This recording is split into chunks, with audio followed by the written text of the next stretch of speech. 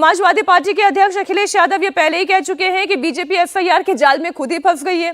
BJP हर seat पर 61,000 vote गंवाएगी, लेकिन BJP का दावा यह है कि जैसे बिहार में एसआईआर के बाद बीजेपी की जीत हुई, ऐसे ही 2027 में यूपी विधानसभा चुनाव में भी कमल खिलेगा। मुझे तो दोनों ही बयानों पर सख्त आपत्ति है। एसआईआर किसी को जिताने के लिए या किसी को हराने के लिए नहीं है। एक बयान हम जरा सुन लेते हैं, फिर इस पर करेंगे चर्चा। देखिए, एसआईआर को लेकर के समाजवादी पार्टी के पेट में दर्द इसलिए हो रहा है कि बिहार में एसआईआर के बाद चुनाव हुए और पूरी तरह से आरजेडी का पत्ता सूपड़ा साफ हो गया और इनको लगता कि यूपी में भी जब विधानसभा का चुनाव होगा एसआईआर के बाद 27 में समाजवादी पार्टी का सूपड़ा साफ होगा, क्योंकि इनके गुंडा राज को, जंगल राज को, समाजवादी पार्टी के जंगल राज को कभी भी यूपी के लोग स्वीकार नहीं करेंगे। चाहे कानपुर हो चाहे दूसरा जिला, गुंडों की पौवारा थी। आज गुंडे दुम दबा करके प्रदेश के बाहर हैं। अब अवधेश जी, पहले तो समाजवादी पार्टी के अध्यक्ष को इस बात की चिंता थी कि एसआईआर करेंगे, मुस्लिमों के मोहल्ले में सफाई कर देंगे। अब तो दांव कुछ उल्टा दिखाई दे रहा है। वो कोई एक नया कैलकुलेशन भी बता रहे हैं। बीजेपी मंथन करने पर आ गई है, स्थिति ये है। नहीं, उत्तर प्रदेश में जितनी बड़ी संख्या में, देश में सबसे ज्यादा मतदाता भी है वहां, लेकिन 2,88,00,000 बता रहे हैं, 75,230 नाम तत्काल अभी कटे हैं। अभी ड्राफ्ट सूची 31 को आएगी, उसके बाद और दावे 2,89,00,000 जी, हाँ, 2,88,00,000 जो भी 88,75,000 राउंड फिगर पे हम लोग कह रहे हैं, 230 बता रहे हैं 230।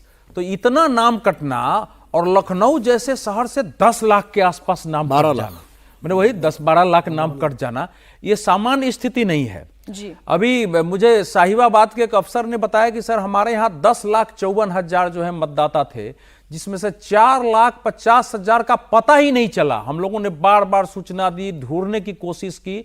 अब कहीं, अब आप सोचिए कि वहां से 10,54,000 थे, अब जो चुनाव होगा वहां 6 लाख पर होगा।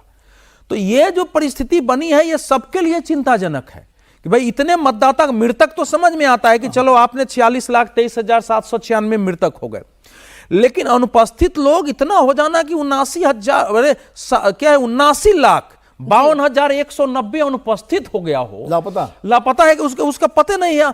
स्थानांतरित के बारे में बिल्कुल 1,29,00,000 स्थानांतरित बताए जा रहे हैं।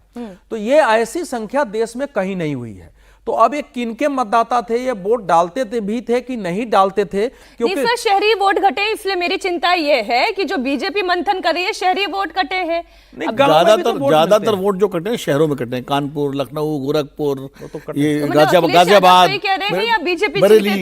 हाँ, तो ये चूंकि शहरों में बीजेपी का बड़ा मजबूत आधार बनाया था। आमतौर पर माना भी जाता है कि शहरी वोटर जो है पहले कांग्रेस के साथ जाता था, बीजेपी के साथ जाता है, तो इसलिए बीजेपी की चिंता स्वाभाविक है। देखिए मीनाक्षी, हुआ ही इसमें ये मैं जो बता रहा हूं, क्या हुआ कि जिन वर्गों के वोट काटने का हल्ला मचाया जा रहा था, जिन वर्गों को आशंका थी उनके वोट काटे जा सकते हैं, उन्होंने तो बढ़ चढ़ करके अपने फॉर्म भरे, कागज दिए जो संभव था और अपना एंट्री कराई।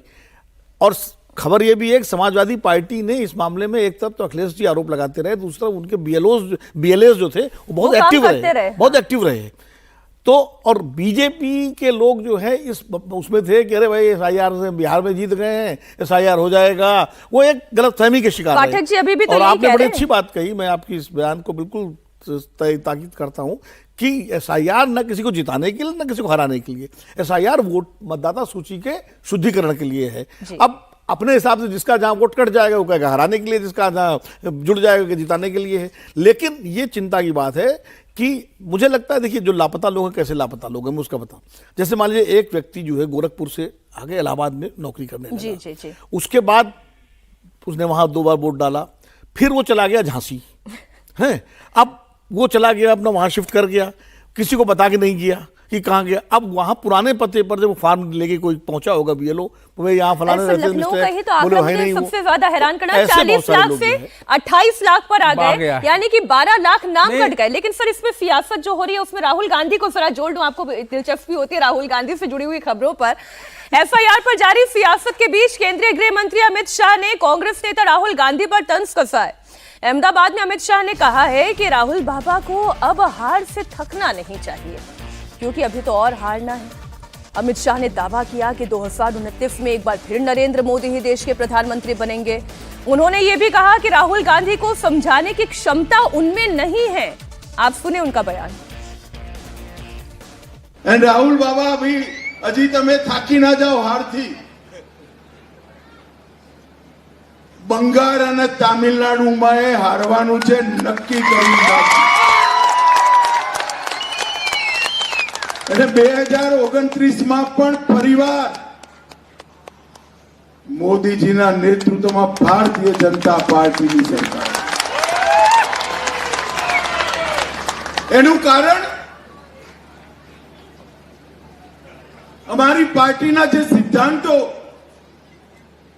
જેની સાથે जनता જોડાઈ।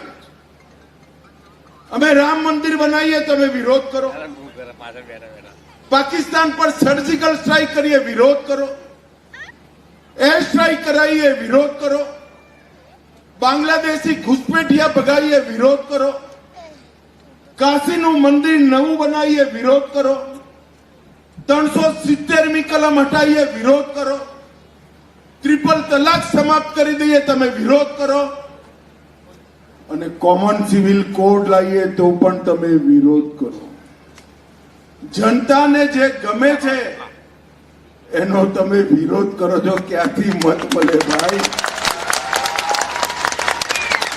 પરંતુ રાહુલ બાબાને સમજાવવાની ક્ષમતા મારી એ નથી। જેને પોતાના पार्टी वाला ना समझाई सके विरोध पक्ष में क्या समझाई सके भाई।